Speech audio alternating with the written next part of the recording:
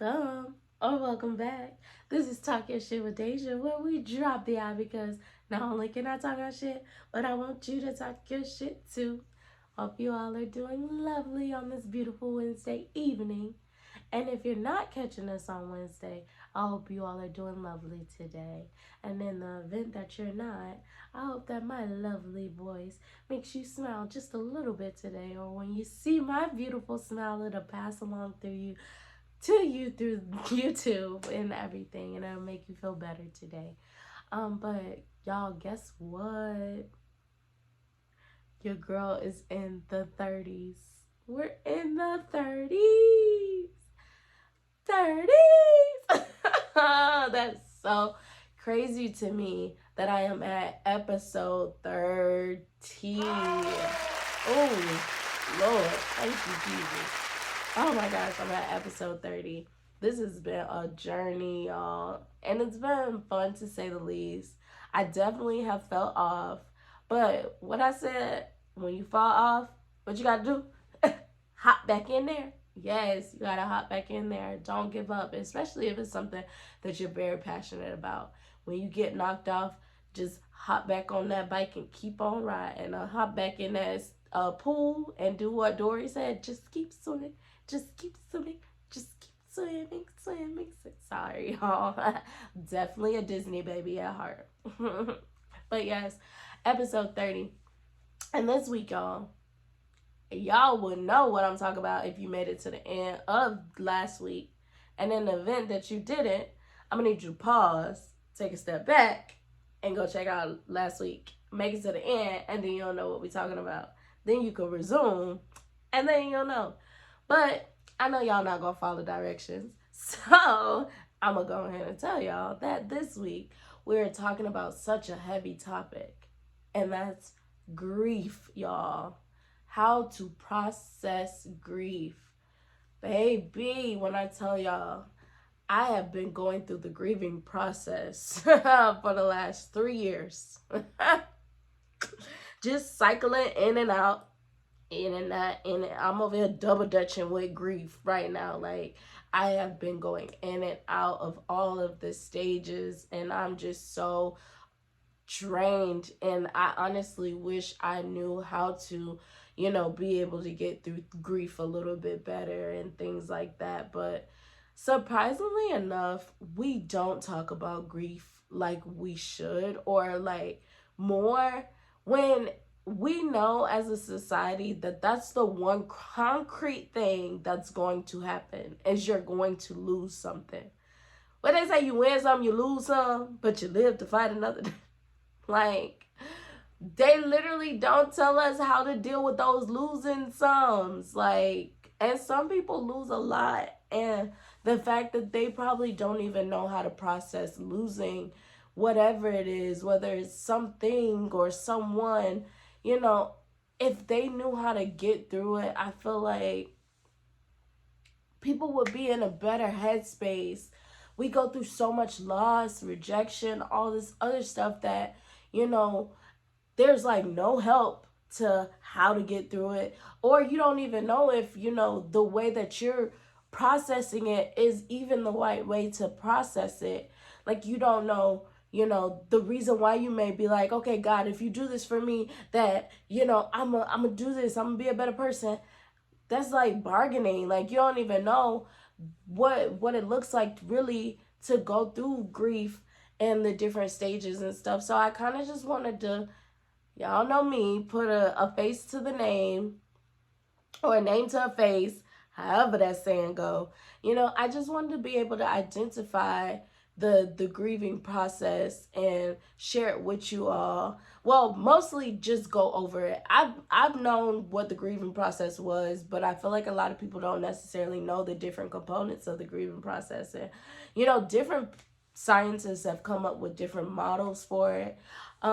But the one that I'm going to be going over is kind of the most common, which is the 5 steps of the 5 stages of the grieving process. Y'all know me. Of course, I came across a website that has this information, so we're going to be using that website to go through the 5 stages. On that website too, y'all, though, They also had a 4-stage model and a 7-stage model. And I'll put the link in the description if you want to be able to go over to that website and see those other models or those other stages. For me, the only reason why I'm going to do the 5 instead of any of the other ones is because I feel like the 5 stages are the most common that you hear when it comes to grieving. Like when I go through all of them, y'all go probably be like, you know what, I've heard that before. Like I didn't necessarily know like what it would look like or anything like that, but I've heard it. So definitely want to be able to just share those because it'll kind of be like something you already know, but you get a little bit deeper of a knowledge towards the subject. So we're gonna go through that, but I just felt like this was a necessary topic again, not only because I'm going through my own grieving stuff, but I just feel like we deal with loss every day, and the fact that nobody talks about how to get through it or get to acceptance and things like that, or what it really looks like, if you even understand that you're going through a grieving process, because some people probably don't even know that they're going through grieving stages. They're just maneuvering, and they can't necessarily correlate it to grief because they've never been taught that these are things that happen when you lose something or someone. They just going through life maybe in the angry phase, but they don't necessarily know it's due to losing somebody. So I just want to be able to kind of put a name to the face so that y'all can be like, dang, you know what? I did lose somebody that I really cared about. And I've noticed that I've been a bit more, on the bargaining side with God. Like, okay, I've been having those conversations where it's just like, God, if you send me my man, I'm going to get my life together. Or, God, if you send me my wife, I'm going to get my life to, like, you just start bargaining at everything, or going through depression or anger or denial or any of those stages due to somebody leaving out your life or due to you losing something. So I'm gonna go through that with y'all today. So I hope y'all ready to go through the information. So let's get it, let's go. So I'm going to start off with a good definition because, y'all, I feel like I've gotten away from definitions in the last few weeks.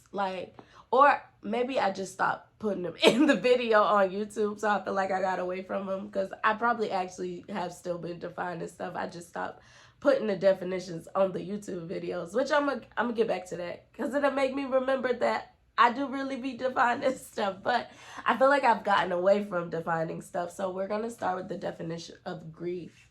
So it says that grief is the response to loss, particularly to the loss of someone or some living thing that has died, to which a bond or affection was formed. So basically, it's all of the emotions that you feel once something or someone has been taken from out of your life or they walked from out of your life. So whether it was due to abandonment or them being deceased, it's all of the emotions that comes with that after the fact of them being gone out your life. I think that it's going to vary from person to person depending on how much of a connection you had to this person. You may take so long to go through the grieving process compared to somebody that maybe you've only known for a couple months and they leave out your life. And you may be, you may go through like a depressed phase for like maybe a week or two, but then you're just like, okay, I accept it. They're gone, deuces. So it's just like depending on the connection, depending on the memory shared, depending on the time shared, is going to determine how lengthy your grieving process is going to be and how much grief you're in.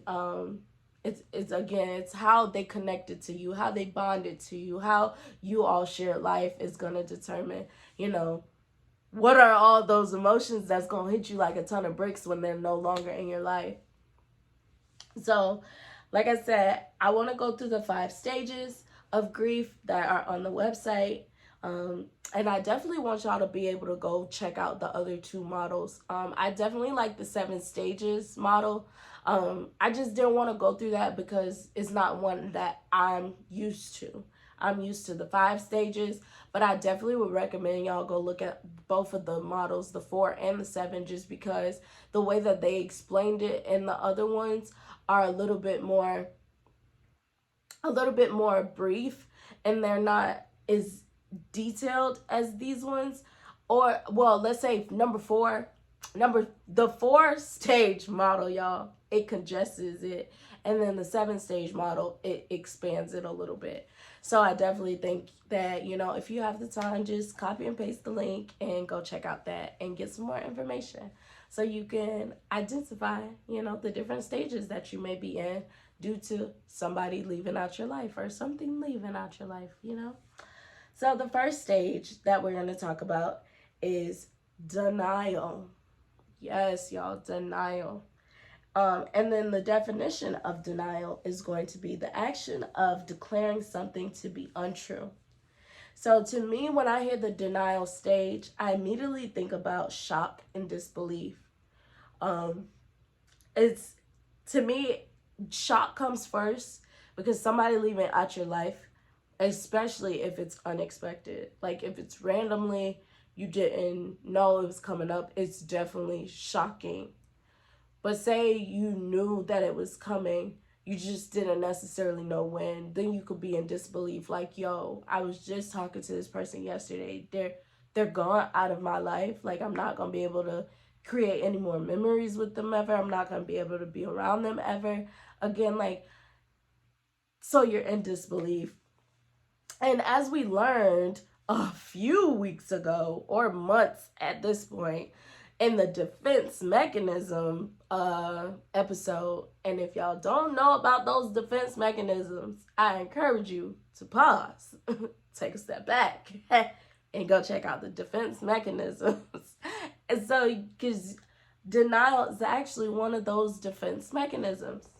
And it says here that, it's when unpleasant thoughts, feelings, wishes, or events are ignored or excluded from conscious awareness. So basically, it's your brain trying to push out the negative event or the negative emotions. Well, not the emotions, but let's say the negative events or just the person leaving out of your life. Your brain tries to push it out so you don't have to deal with the feelings that come with that. If I deny, I don't ever have to deal with sadness. I don't ever have to deal with anger. I don't ever have to deal with fear. I don't ever have to deal with loneliness.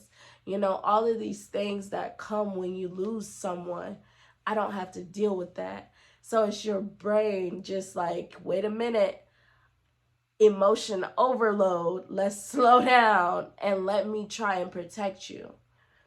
Also, something that I've realized too is that outside of denial just being a defense mechanism, I feel like in the denial stage of grief, you go through other defense mechanisms to try and protect you as well. Like when people are in the denial stage of grief, they may intellectualize, if somebody got cancer or something, they might intellectualize and they may try to figure out, okay, if you start eating this, and this, it'll help you. Or if you start taking this, or if we say this doctor don't know what they're talking about, so we could go 3 other doctors and everything. You start to intellectualize, because again, it's a defense mechanism. Or you start to, what is it? The angry one. I don't know, y'all. Sorry. I lost it. I might need to go back and check out the episode too. but yeah, like there's in the denial phase or the denial stage, you definitely probably have more defense mechanisms come up than just denial. And that's just due to, again, your brain is doing its primal instinct, and that's to protect you. Your brain does not like stress. Considering that we go through so much stress, your brain is not a fan of stress, especially when it doesn't know how to combat it. So like for me right now, I'm going through my first ever like real heartbreak. And the shit sucks, to say the least. When I tell you I've been cycling all over the place, like my brain has been in denial. It's been bargaining. It's been I haven't been angry too much, I don't think, but it's definitely been depressed. Like it's been going through all of the stages, and it's just like, oh, it's so hard, y'all. But what they said on the website is, as we process the reality of our loss, we are also trying to survive emotional pain. It can be hard to believe we have lost an important person in our lives. Oh, excuse me, y'all. During this stage in grieving, our reality has shifted completely. It can take our minds time to adjust to our new reality. We reflect on the experiences we've shared with the person we lost, and we might find ourselves wondering how to move forward in life without this person. This is a lot of information to explore and a lot of painful imagery to process.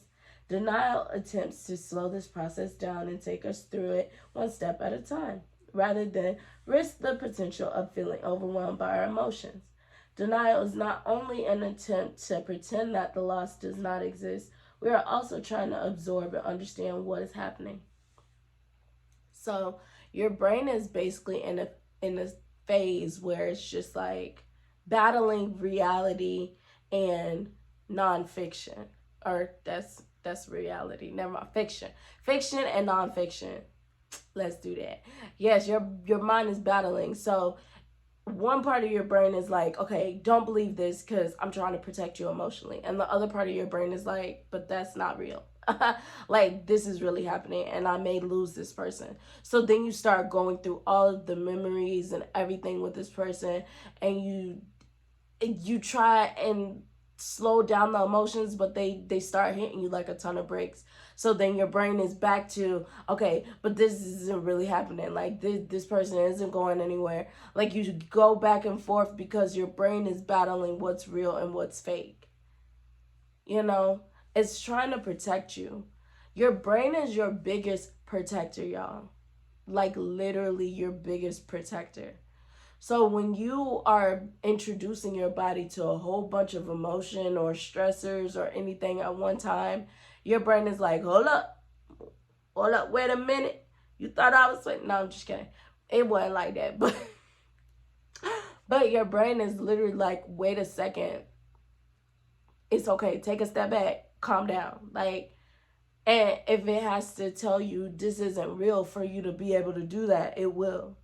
Or if it has to help you to intellectualize or rationalize or whatever, it will. So that you can understand that this is a reality. Or this is, so you don't have to accept right now that this is reality. Sorry, y'all misspoke. But yes, your brain is trying to help you to go into the emotions as easily as possible. Though it might not be the healthiest thing to deny that this is happening, because once that person is completely out of your life, now you got to face the music. But again, it's the first phase or stage to me, I believe, because it's primal. Is your brain immediately jumping into action without you even have to do anything? Your brain is just like, hold up, that's not true. You're not losing that person. That person's not going anywhere. That person's not as sick as you think they are. That person is this. That person is that. And it's like your mind goes haywire to calm you down, to help you to feel better, so that you're not jumping all over the place emotionally. It's a necessary phase, in my opinion, just because it is your first line of protection.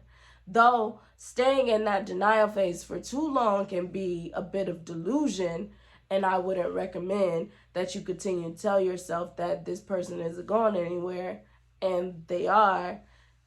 It's not helpful, but it's definitely necessary to help you to slow down the emotions. Like it says, denial comes in to help you to understand what is happening. So I think it's a necessary phase, but I don't think it's a phase you want to stay in for a prolonged period of time. So the next phase is going to be anger. Ooh, y'all, anger. And it says that to feel anger is a strong feeling of annoyance, displeasure, or hostility. And then it says on the website, um, it says we are trying to adjust to a new reality and are likely experiencing extreme emotional discomfort. There is so much to process that anger may feel like it allows us an emotional outlet. Keep in mind that anger does not require us to be very vulnerable. However, it may feel more socially acceptable than admitting we are scared. Anger allows us to express emotion with less fear of judgment or rejection. Anger also tends to be the first thing we feel when starting to release emotions related to loss. This can leave us feeling isolated in our experience. It can also cause us to be perceived as unapproachable by others in moments when we could benefit from comfort, connection, and reassurance. Yes, y'all. And that might have been what I was trying to get at. And I don't know if it was called anger in the defense mechanism phase. I mean, episode, but I'm going to go check it out. But I'm going to encourage y'all to go check it out too. Hold me accountable. We can hold each other accountable. But yes, anger. Because I do remember talking about how that is our most common, like as a Black community, that tends to be our most common emotion that we like to put out into this world. Is you wouldn't have the angry Black man or the angry Black woman if that was not our trope. You know, what our stereotype, what everybody like to think that we are, when in reality that anger could be literally stemming from fear, or loss, or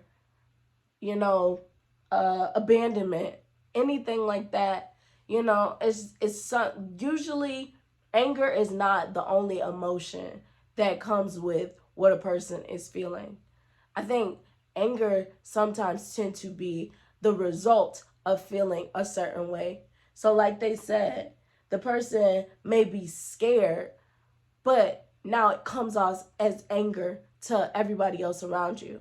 I know there's a lot of people who are scared when it comes to losing their loved ones and stuff like that. So it turns into anger.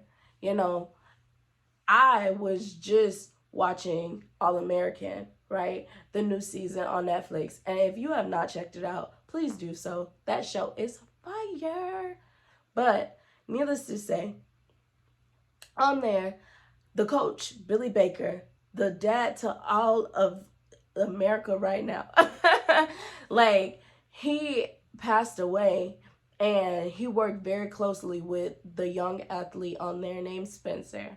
Spencer got really close to him, and with him losing Coach Baker, he was in the angry phase of depression for a minute, y'all. Like, he was pushing everybody away. He was like snapping on people, even the people that he was the closest to. He was snapping. He was short. He was pushing his girlfriend away, pushing family members away. He was just like going in on everybody due to the fear. Like, he finally goes and gets help, therapy. So, if you need help because you stuck in the angry phase, definitely reach out to a therapist or somebody you can talk to so that you can figure out how to get out of that phase. But he finally reached out to a therapist, and it all boiled down to the reason why he was so angry. It's because, well, fear was one of them. But one of the reasons was guilt. He was guilty. Well, he felt guilt because Coach Baker had called him the same day that he had passed away, and he sent him the voicemail. And in him sending him to voicemail, he felt like that was the reason why Coach Baker died. I think a lot of people too, if you have the death of a person, if you feel like you're responsible for that death, that can turn into, anger. So again, like the guilt, the fear of not wanting to lose somebody else. A lot of people will result to anger so that they don't have to make a close connection with anybody. It's just like, if I can push everybody away from me, I don't ever have to open up to anybody again, and now I don't have to go through this pain, through this loss ever again. Like I just read, is that it helps you to not be very vulnerable. It allows you to close yourself off from the world so that nobody can get close to you again, so that you don't have to run the risk of ever experiencing the feelings like this again. When in reality, that shouldn't be, the reason why you don't want to get close to somebody is because of loss. Again, that's the one thing we know is so concrete. But because nobody is out here teaching us how to process and accept and let go and everything like that, we fear it so much when we go through that one heartbreak or that one loss or whatever. Like, it literally drives you to shut down. But again, that's a defense mechanism. Like, you go into being defensive because you as a person did not handle the losing somebody that well. So now your brain is cognizant that you're not the best with that. So now I can put up defense mechanisms, or I could put a shield around you so that you don't allow anybody else to come in, so that you never have to feel that ever again. And then that shouldn't be a reality. Especially when you realize that when you have connections with people, it's so nice. Just feeling what you feel when you're bonded to somebody. To not get back to that place because you're scared that they may leave it does you a disservice. Like, you're gonna run the risk of just being miserable, unhappy, angry, depressed, because you're scared to lose somebody when we know that that's inevitable. And that's why I think like that acceptance piece is so important. But I ain't gonna jump ahead. But yes, if you notice that you're a bit more angry due to losing someone and you don't know how to shut it off, I definitely encourage you to reach out to somebody. It's not a space you want to be in. Again, in this country, we're known as the angry Black people.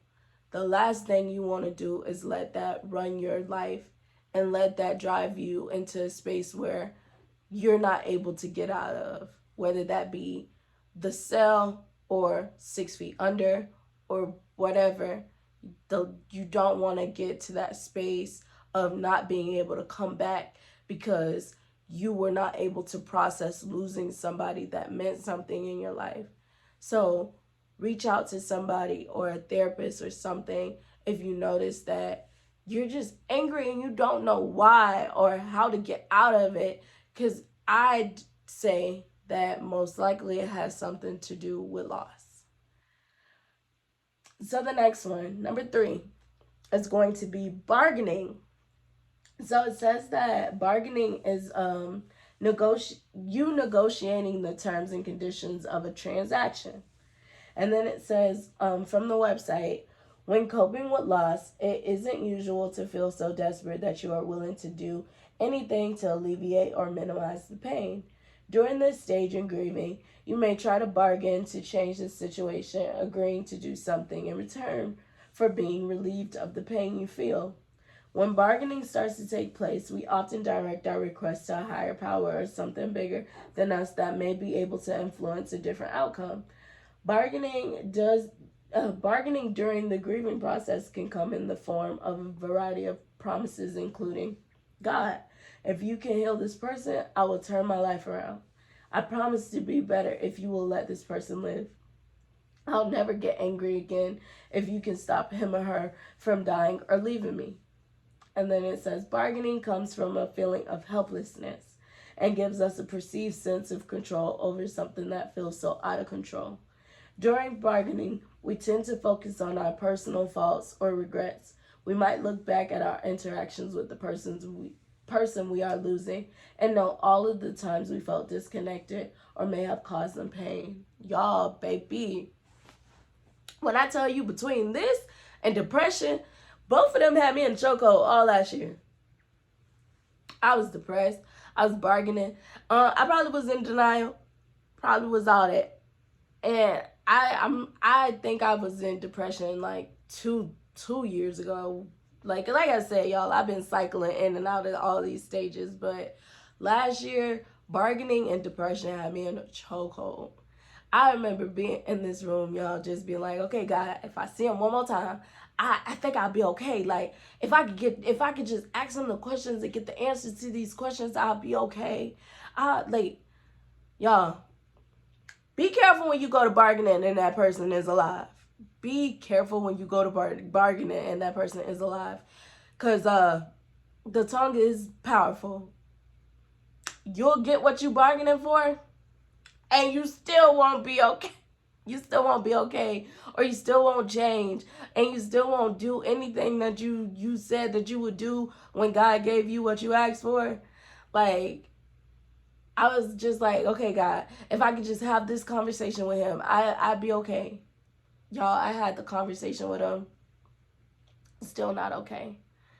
God, if I could just see him one more time. Like, I haven't seen this man in so long. If I could just see him one more time, I'd be okay. Like, I feel like I'd be okay. I feel like I'd be able to let go if I could just see him one more time. Got to see him one more time. And it just still ain't let go. And then this one was a little bad.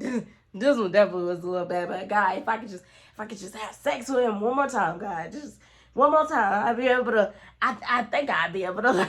Like, y'all, it was terrible. But had sex with him one more time, and all it did was leave me wanting more.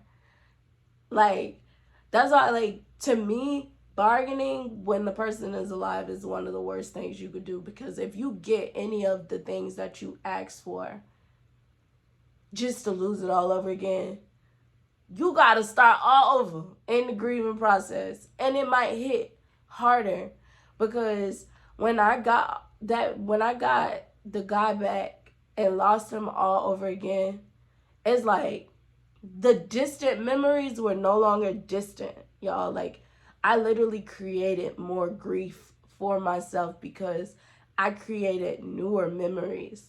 I got to know him just a little bit more and everything like that. Like, it was just not the smartest thing to do. But when you in that grieving process, I don't really think you think about being smart. You're not thinking about being smart at all. You actually thinking about just how can I get what I want, because I don't want to lose this person. Now, the bargaining thing when it comes to losing somebody due to being, like, deceased, that's a little different. To me, that completely is out of your control. I mean, even them being alive can be out of their control a bit too, just because of, free will. They gotta choose you just as much as you want them to come back. I just feel like it may be more likely for them to come back while they're alive versus, if they're going through an illness or something. And it's just like, okay, God, if you heal them, I'll do this. It's just like, that's a little different. It's way more out of your control. So it's definitely one of those things where if you notice that you are a bargainer, ask yourself, what void are you trying to fill? Because ultimately, that's what I feel like I was bargaining for. Granted, y'all might be bargaining for some other reason, but I was bargaining to fill a void or fill a hole that whether I would have got the stuff or not, it would have not been filled. It just wouldn't have been filled. Now, that might be a little different when you have somebody that may be passing away, because, of course, that's finite. So if you were to get that person back, you probably would be so appreciative. But even if you think about it, say if that person didn't pass away, say you said, okay, God, if this person doesn't leave off this earth right now, I get my life together. Say this person doesn't pass away, but they still continue to be sick, and you go see that person or whatever. Now you're watching them slowly die. Do you really think that you're going to get back on track when you're slowly looking at somebody pass away? So it's just like, sometimes it's like, okay, even if God gives you what you asked for, is it truly going to help the situation? Like, if you can truly say it's gonna help this situation, go for it. But from my point of view, from my experience, bargaining didn't help. I got everything that I asked for and still felt just as empty as before I got it. If not emptier, because again, I got to know him a little bit more, be a little bit more intimate, and I felt emptier than when I did before. So it's like, when it comes to bargaining, ask yourself, like, if you really got what you asked for, would you even appreciate it? Some people will bargain and be like, okay, God, if you don't let this person pass away, da da da da da. Knowing damn well that when this person was on this earth, you didn't even spend as much time with them as you could have. You didn't even check on them as much as you could have. That person, you and that person probably was on in beef for real. Like, y'all probably weren't even talking. So it's just like, is it really that you really want this person to be here type of thing? Because some people will bargain and ask for this person not to leave out their life, but you didn't even appreciate them when they were in your life. What you asking for them back for? To take advantage again? So yeah, when it comes to bargaining, I'd say just evaluate why you think you may be in this bargaining phase. Again, for me, I was trying to fill a void. I just wanted the void filled. Like, I just wanted this person here. Knowing that I couldn't have this person, I just wanted this person here. Got this person here, knowing damn well that they don't want commitment or anything like that. What was the purpose? Or why? So I'd say, what am I looking for? I'd say explore. Explore the reason why you may be bargaining.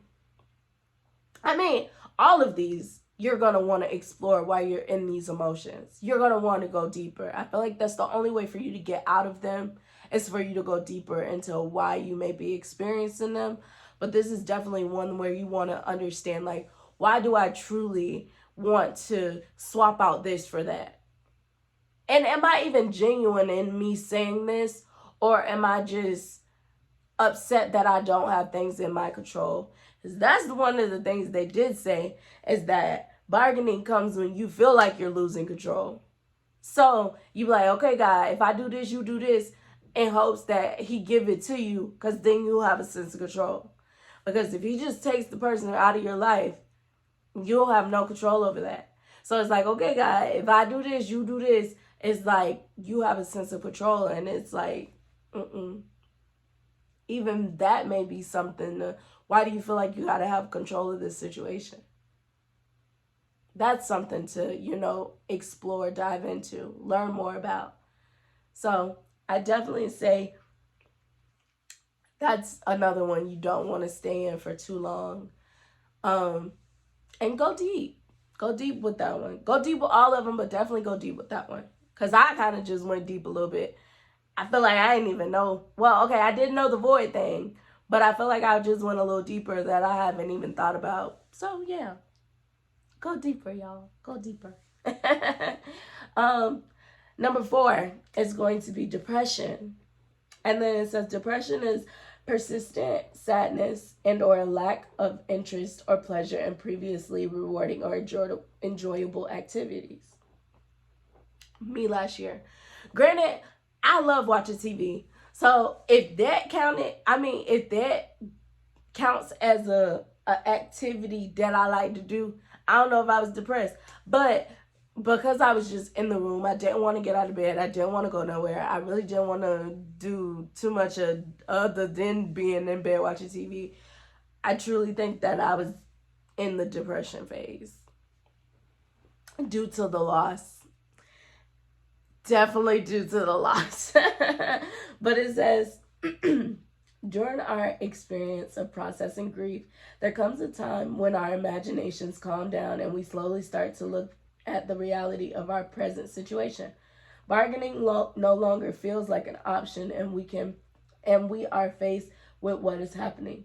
In this stage of grieving, we start to feel the loss of our loved ones more abundantly. Our panic begins to subside, the emotional fog begins to clear, and the loss feels more present and unavailable. In those moments, we tend to pull inward as the sadness grows. We might find ourselves retreating, being less sociable, and reaching out less to others about what we are going through. Although this is a very natural stage in the grieving process, dealing with dealing with depression after the loss of a loved one can be extremely isolating and one of the most difficult stages. Oh, baby, it was. I am not. This is why I say, y'all, I don't ask for a lot, but if I text you, please text me back. I know that I lost somebody when I don't get responses. And I feel like that's so sad that you experience or you get the confirmation from a lack of a text message. But from all of the experiences I've gone through, and it ain't been that many, y'all, it's just been 4. When I don't get a response, I know I lost you. And that shit right there is so annoying. So last year, I tried reaching out. And I'm back in this phase again. But I'm not in depression. Well, okay, I might have was in depression a little bit last week. A little bit. But I'm not really in it too much like I was last year. But last year, you know, when I would reach out and get met with no response. And it would just it caused me to pull all the way inward, like, yo, this is really a reality. Like, you may never speak to this person ever again. Honestly, I think I told him I didn't think I was gonna see him again. Like, I truly didn't even think that was a type of possibility. Like, I was so in sadness that I didn't even know what was possible. And that's why I will say, y'all, when you feel like you've gotten to that acceptance stage of the grieving process, I'm like trying not to get there, but it's just like, don't let people back in.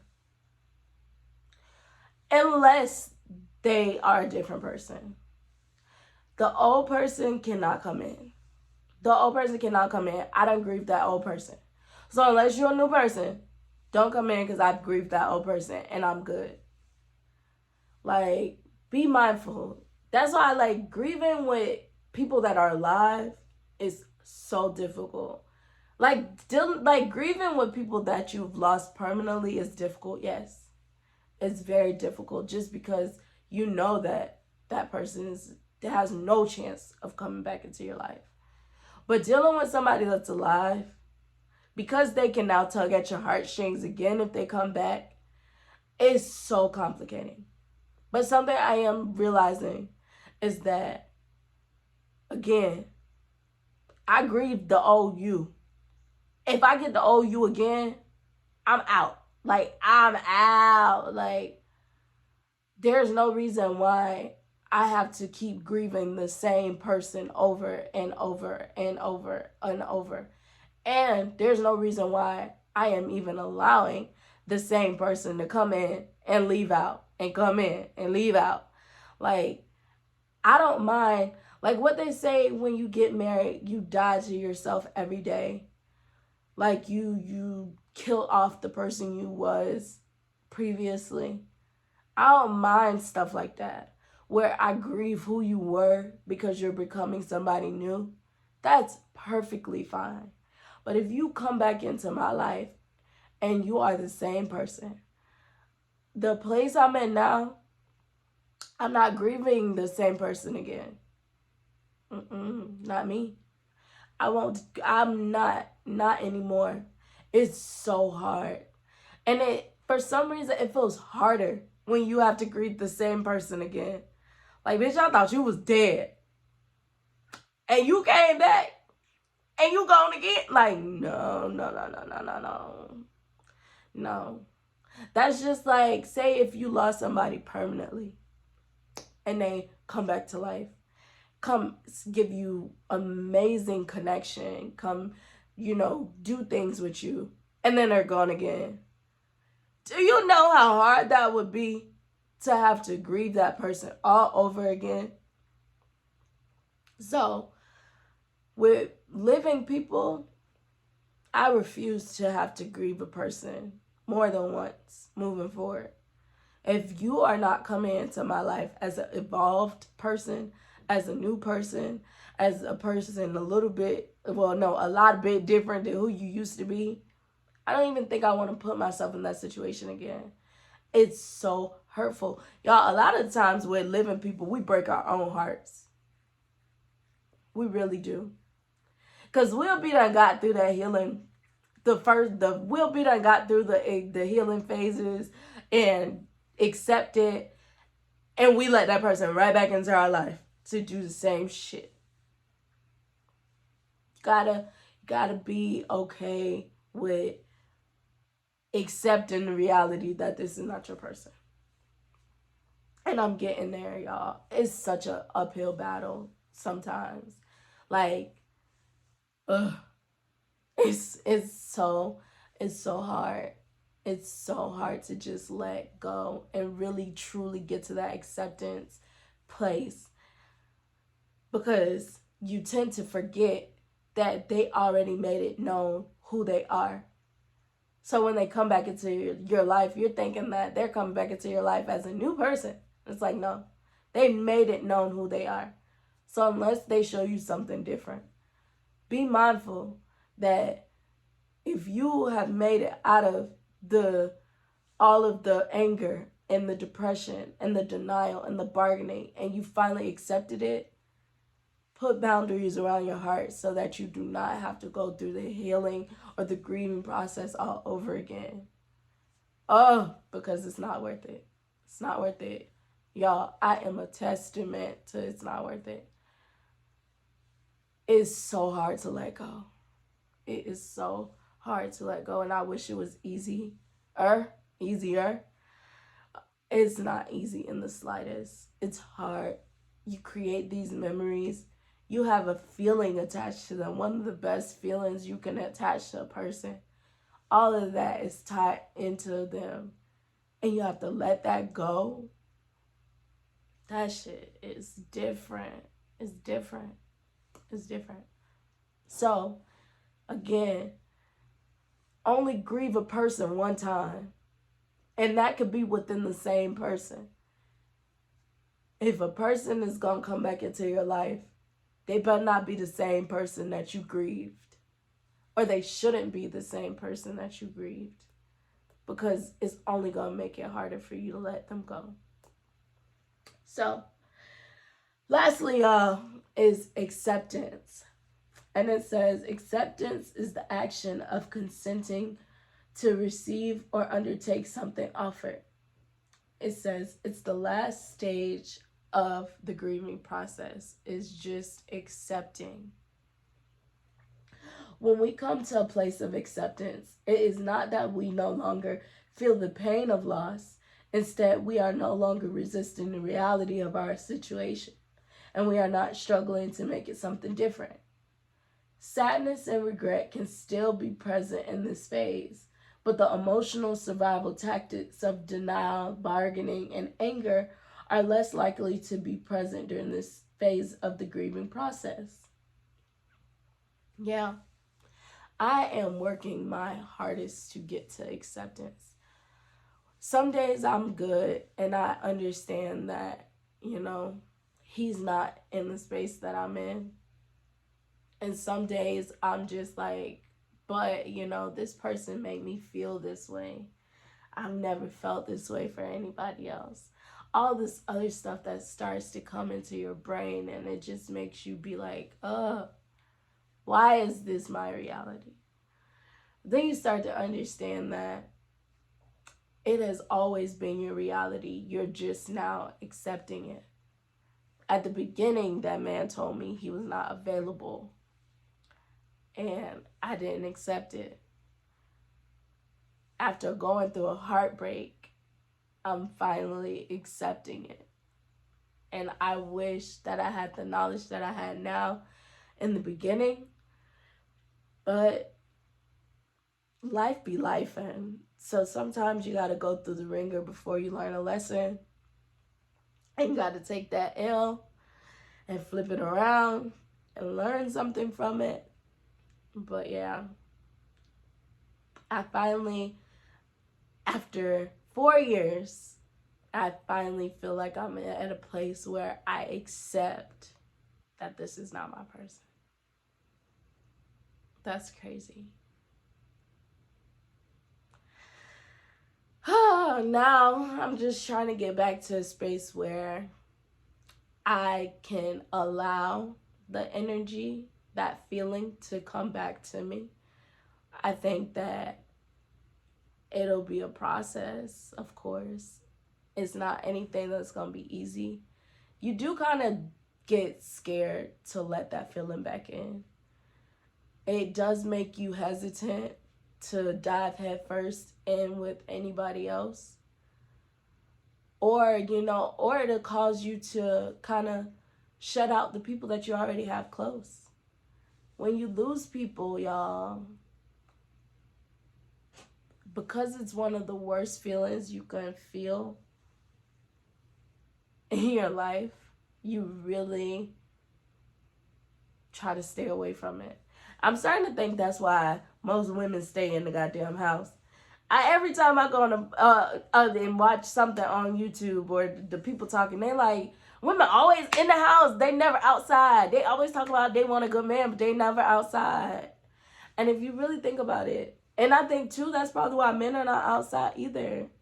Is because if I could do things to keep me away from attracting people, to get close to me, to bond with me, I don't have to deal with this loss because it's coming. So you literally do things subconsciously or consciously that keeps you away from people so that you don't have to feel that pain ever again. And that's not a life worth living. I'd rather be able to say that I've had so many memories shared with people than to say that because of one loss, I completely shut down and did not make any more memories with anybody else. We're a society, which means that we need each other to be happy. A lot of people are going through the ringer right now because they're so scared to connect, but they know they need to connect. It's like a double-edged sword in today's society. It's like everybody's scared to fall in love, but we want to fall in love. But we scared, but we want to do it. So it's like really getting that courage to say, because I know the hurt is coming, I'm not going to let it stop me from feeling the love. I'm not going to let it stop me from being in love with people, standing in love with people, experiencing love with people. I'm not going to let it stop me because I know it's coming. I can't be scared of something I know is going to happen. I accept that it's going to happen. So I live life to the fullest because I know it's going to happen. So y'all, acceptance, it is necessary in order for you to move forward and create more memories, more bonds, more relationships with other people. This process is not easy. I would never say that it is. And it's different from person to person. Even guy number 2, though I'm over here grieving him, he was going through his own grief during this whole time too. He's in his own grieving process, and that looks completely different. Where me, I just want to attach to somebody. He's just like, get me away from everybody. I'm like, I just want to be next to somebody. And he's like, I don't want to talk to nobody. I'm good doing this by myself. So it's like everybody goes through grieving in their own way. and it doesn't look the same. But that acceptance, baby, that acceptance allows you to want to make more connections with people. It really does. So, lastly, y'all, what I'm gonna share from the website is it says how to help someone who is dealing with grief. So I definitely use some of these for guide number 2. It's weird now because it's like, okay, I'm trying to grieve you, but I also said that I'll be here for you. And I'm trying to figure out, if he was to come back into my life or whatever the case may be, if there is no changing, but I said that I would be here. How do I establish boundaries so that I can still be a friend when needed or a support system when needed, but not conflate that with wanting to be with him? And I think that would just have to come with me knowing the space that I'm in, if I'm ready to do that, because I may have to rescind my invitation of I'm here when needed, because I'm still going through my own process and it's still raw. And if I can't have a relationship with them, I don't know if I'd be okay just talking to him and then not talking to him for a long period of time and stuff like that. So, but yes, let me read through that. I went a little off on a tangent. Sorry, y'all. But okay, so the first way it says that you can help somebody with grief. It says avoid rescuing or fixing. In an attempt to be helpful, we may offer uplifting, hopeful comments or even humor to try to ease their pain or fix them. Although the intention is good, this approach can leave people feeling as if their pain is not seen, heard, or valid. The second way that you can help is don't force it. We may want so badly to help and for the person to feel better, so we believe that nudging them to talk and process their emotions before they're truly ready will help them faster. This is not necessarily true and can actually be an obstacle to their healing. And then lastly, make yourself accessible. Offer space for people to grieve. This lets the person know we're available when they're ready. We can invite them to talk with us, but remember to provide understanding and validation if they are not ready just yet. Remind them that you're there and not to hesitate to come to you. Y'all, I definitely do that last part. I'll tell anybody I'm here if you need me. Just off of the fact that I do like to help people mentally, I will always be a safe space for anybody that needs it. That's close to me. My shit talkers can be I'll be a safe space for y'all too. I definitely will want to get to know y'all just a little bit more. I don't really want to just know the details and know your situation. I don't know the details. So, once I can really connect with y'all and everything, I want to be a safe space for y'all too. I realize that a lot of people don't have safe spaces to really even communicate their emotions. They get shut down, they get judged, they get ridiculed, all types of stuff for feeling. Not even realizing that, feelings are a human thing. Like, you're literally telling people that they're bad or judging people for being human. Come again? So it's just like, I definitely will always provide a safe space for who needs it. That's why I'm just like, for me, I think it would more so be establishing boundaries around my safe space when it comes to people that I care about. Guy number 2, I will always be here for him if he needs it. But if it doesn't come with a relationship, I have to figure out a way to maneuver myself so that I don't keep breaking my heart, because it does break my heart. But yeah, don't force it, y'all, too. Let people come to you. If you allow them the space to communicate, they'll finally take it.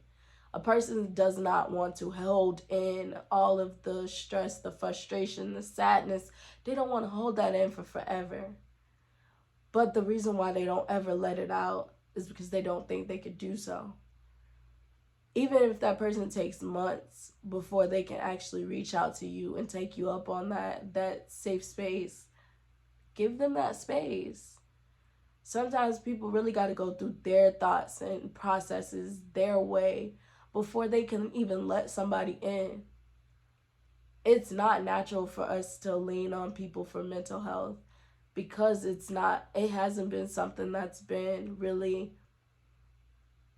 accepted in society, especially within the Black community. If you're dealing with somebody within the Black community that's going through loss, be patient. Be patient. And continue to remind them that you are here when they need it. You'll allow them to be, and you can just be a shoulder to cry on, or an ear to listen, or just somebody to sit next to. Because sometimes we really just need to be in somebody's space when we're going through loss. Sometimes you ain't even got the words, but if you have somebody here that's just a support, that's helpful. Give them that space. The more they feel comfortable, the more they let it out. For me, I've learned that people are so comfortable sharing stuff with me because I allow them the space to do it. Allow them the space. If you want somebody to open up and be vulnerable with you, provide a space for them to do so. Understand that it may not come as soon as you would like it to come, because that's not how we were raised. Most Black men were taught to keep their emotions to themselves. Most Black women,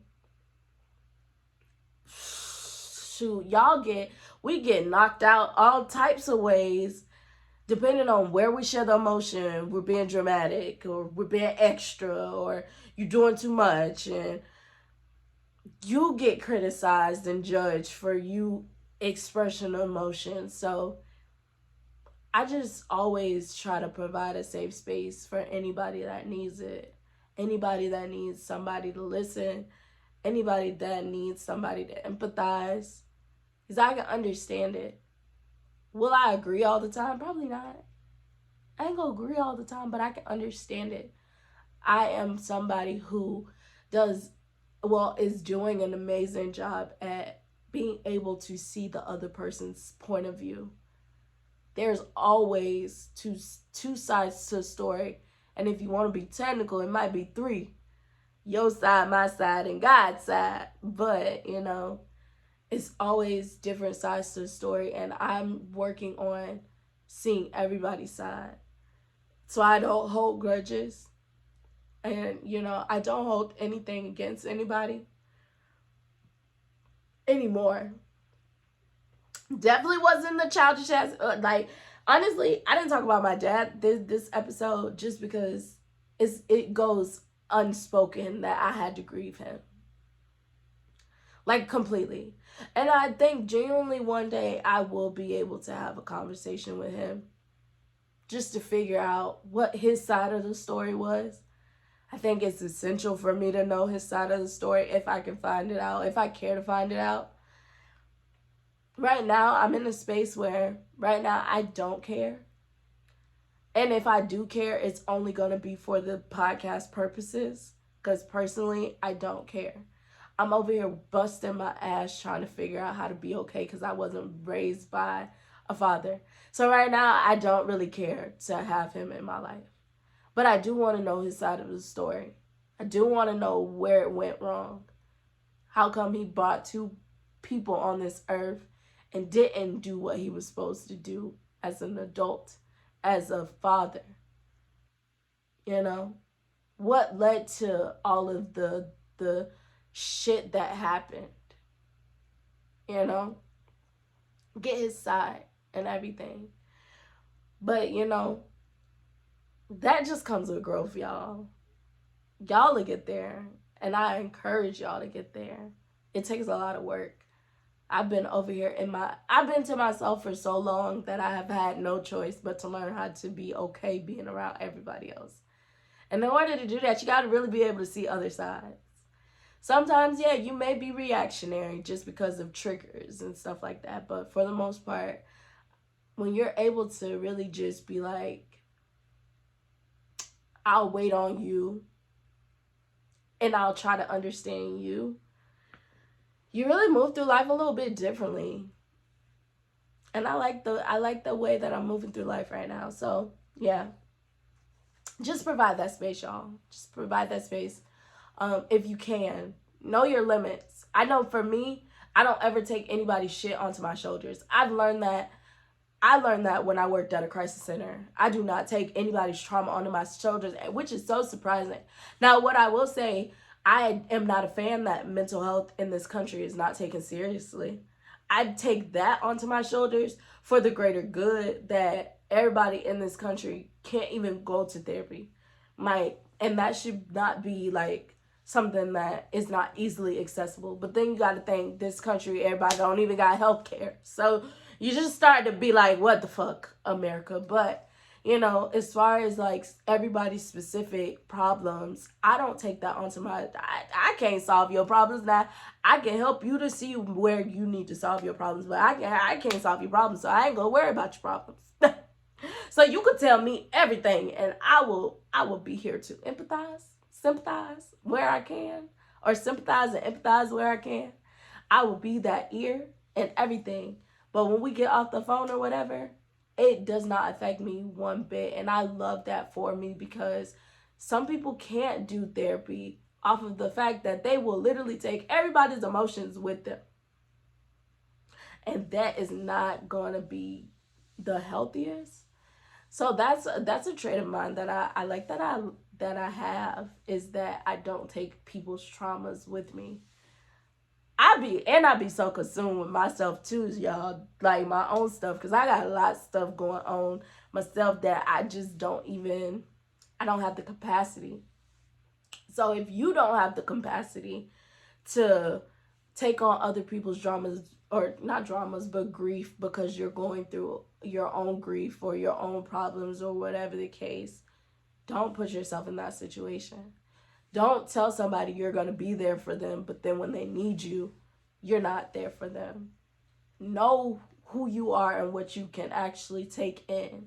I could take in a whole bunch, but you may not be that person to take in a whole bunch. So be mindful when you actually put that out there. Because little caveat, y'all know I got to jump off track every now and again. I seen this video where it was just like this dude was talking about, he's like emotionally intelligent. It was on Tonight's Conversation. If you have the app or follow Ace Metaphor, great. If you don't, go do that. Amazing content. I love them. Finger snaps every time I look at the content. But he was like, he's very emotionally intelligent. But what he started to notice is that, you know, women would say, just open up with me, just be vulnerable, just be real and everything. And when he would do that, he would notice that they wouldn't be ready for that. So it's like, before you go to asking people or telling people you're a safe space, do the inner work to ensure that you're a safe space. Because somebody might share something with you and then you can't handle it. And then it backfires, because now you either use it back up against them or whatever the case may be. Like, whatever. Be mindful of what you can take in from a person before you just go to saying I'm a safe space. But yes, that was just a little caveat, y'all. So that's it for this week. Grief. It is one of the only things we know is gonna be. It's gonna happen in this lifetime. And that's why I love that mental health has become such a topic of today, to where a person can even look at this and be like, you know what, I never thought about that. I actually been going through that. Let me figure out how to get to a better space, a healthier space, because I've been stuck in this loop. I love that we are having more mental health focused conversations. I wish that the United States of America did more when it came to mental health, rather than making it like the people's problem, because they caused a lot of people's mental health problems. But I digress. So I just wish they did more. But yeah, grief is nothing to play with. It is one of the worst things to go through. But, you know, once you get not used to it, once you start accepting the grief, it makes it a titch bit easier. So, yes. So, next week, y'all, I'm going to be talking about peace and how to achieve peace, or what you could do to get to peace. Because, baby, if I hear Be my peace. One more time. Scream to the top of my lungs. People be saying, be my peace, and they is a whole damn hurricane. So I want to, go through that, share some things that you could do to help bring peace into your life and talk about that because I feel like it's a necessary topic because everybody want peace, but they chaotic. Make it make sense. So yeah, y'all. But that's what I'm going to talk about next week. So like, comment, subscribe, and then you can check me out on Spotify, Apple Podcasts. And then y'all should definitely go follow me on TikTok, Facebook, Instagram. Yes, y'all. So I will tune in with y'all next Wednesday, 7 o'clock, where we will be talking about protecting my peace. Wait, protecting my peace. Yeah. But yes, this is Talk Your Shit with Deja, where we drop the I because not only can I talk my shit, but I want you to talk your shit too. Bye.